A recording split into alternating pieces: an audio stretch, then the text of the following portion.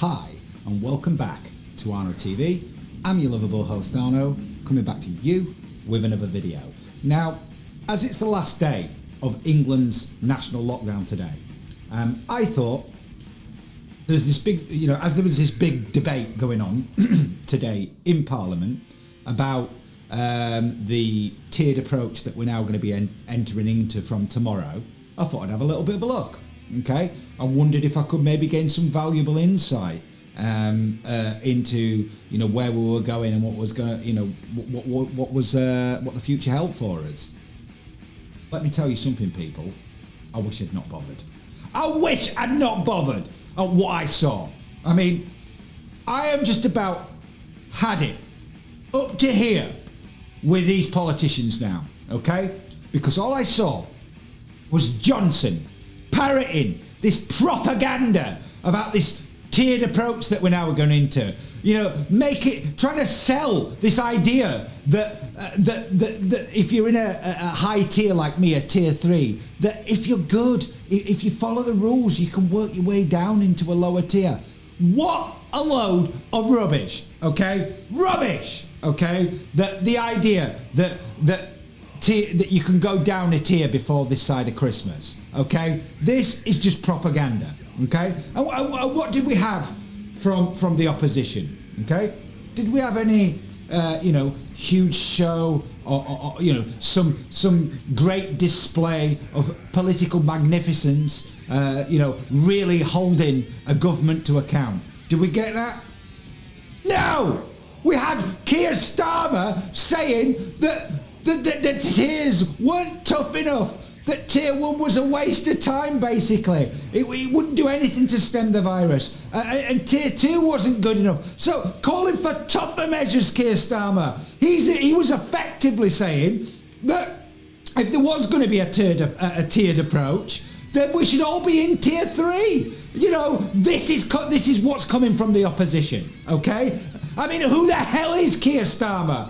Is he the chief whip of the Tory party on the Labour benches? Is that who he is? I mean, this is unbelievable. Unbelievable that Keir Starmer is saying to the government that the tiered approach isn't tough enough as far as he's concerned. Now, bearing in mind that today that there's this massive vote going ahead on these tiered measures, the opposition are abstaining. They're not even bothering to vote on it, okay? And does this sound like an opposition party to you? I mean, what the hell is going on here? Seriously. I mean, it's just unbelievable. Unbelievable that this is a so-called opposition, okay? I mean, I've talked about, on the back of this pandemic, some of these draconian laws that have been passed, over in Europe, like, for example, in Germany, the infection protection law and the law that they're trying to pass through in France, this global security bill that we've talked about, and also the draconian law that they tried to pass through, the epidemic law in Denmark. Now, with an opposition like ours, I've said for weeks, for a while now, that we need to be on the watch for something like that if they try and pass something like that over here. Well, with an opposition like that, I really don't feel safe, because if they can't even be bothered to vote on serious votes, who the hell are these people? Seriously, who the hell are these people? It's an absolute disgrace. An absolute disgrace. The only thing that came out of Keir Starmer's mouth today that I could understand his point, and I actually agreed with what he was saying, after explaining that they weren't going to vote on this tiered approach later today because they can't be bothered to, he was basically saying that the reason why they weren't voting for this tiered approach is because they didn't want to attach their name to that tiered approach and make the British public think that this, by voting for that, this is a solution that's going to get us out of these lockdowns and stuff. And he said that the government were basically lying to the public, that there were going to be much tougher restrictions ahead in the not too distant future. That's the only thing that I can agree with him on, because that is exactly what's going to happen. If people think that we are going to be entering from tomorrow into a much more relaxed atmosphere, think again.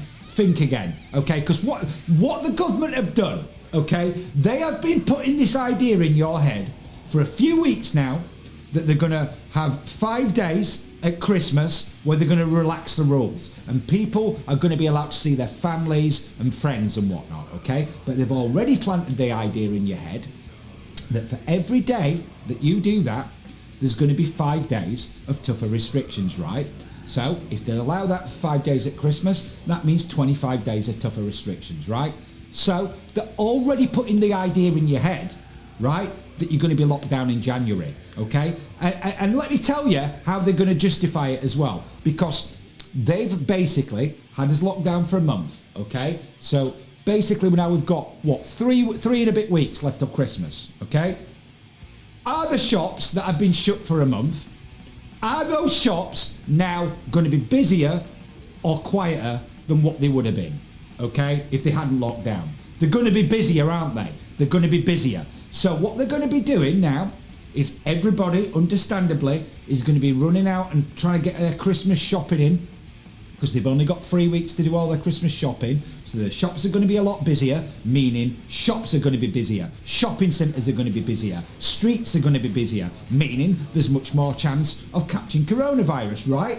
Okay, now when it gets to Christmas and these 5 days have gone by that they've given everybody freedom, what do you think they're going to turn around and say to you? The cases in December, in the last few weeks, have gone rapidly up, so we're going to have to shut down for the whole of January. I mean, can people not see this coming? Okay, because if I can see this coming, I'm sure a lot of people out there can see it coming as well. I mean, this is just what is going to happen, okay? There's no doubts about it that that's what's going to happen. So be prepared, like I warned you before, be prepared for a lockdown in January, okay? And don't say that Arno TV didn't call this one, because I'm telling you that's exactly what's going to happen. Because we have even organisations like the World Health Organization saying that lockdowns don't work, they cause poverty, okay? We've had all this debacle with the figures. You know, what test figures are they using now? The PCR tests or the lateral flow test figures, so that they can gerrymander the figures, to suit any argument they might have on any one day, okay? That's what they're going to do. So this is what's going on, people, and people wonder why I'm concerned. We've got our government hell-bent on locking us down. We've got draconian laws being passed all over Europe. I'm, really concerned that they're going to start trying passing draconian laws like that here. We've seen what we've seen in this lockdown, okay? Do you feel safer after this lockdown than you did before, okay? Do you? Because I don't. Because I'll tell you what I've seen in this lockdown. I've seen a much more draconian approach and enforcement rules by the police. I've seen much more, Big Brother type monitoring of pretty much more and more. They're wanting to monitor every aspect of our daily lives. I don't feel safer at all. I feel like I've had enough, basically, of all of this, because just some of the nonsensical things that people are supposed to swallow. I mean, don't get me wrong. I'm, looking forward to seeing my colleagues and everything. I'm glad that we're going to be opening up as a business tomorrow. That's fantastic, because all businesses, have really struggled. And I wasn't for the lockdowns at all in the first place, because I just don't think it's the right approach to this, okay? Obviously I have to abide by the law like everybody else, but in my personal opinion, I don't think it's the right approach. So we're going out of that tomorrow. We're going to be a reopen like lots of other businesses, yeah, right, which is great. But whilst the government are telling me and you that you can't see your mum, you can't see your dad, you can't see your family, you can't see your friends, it's all right for anyone, say, for example, like me, who works in non-essential retail, so there'll be lots of us out there that are going to be working in shops from tomorrow, intermingling and in contact with people that are not from our house, that we don't know who they are, we don't know who they've been in contact with, and we're going to be doing that, on a daily basis. And that's, okay for us to do, okay?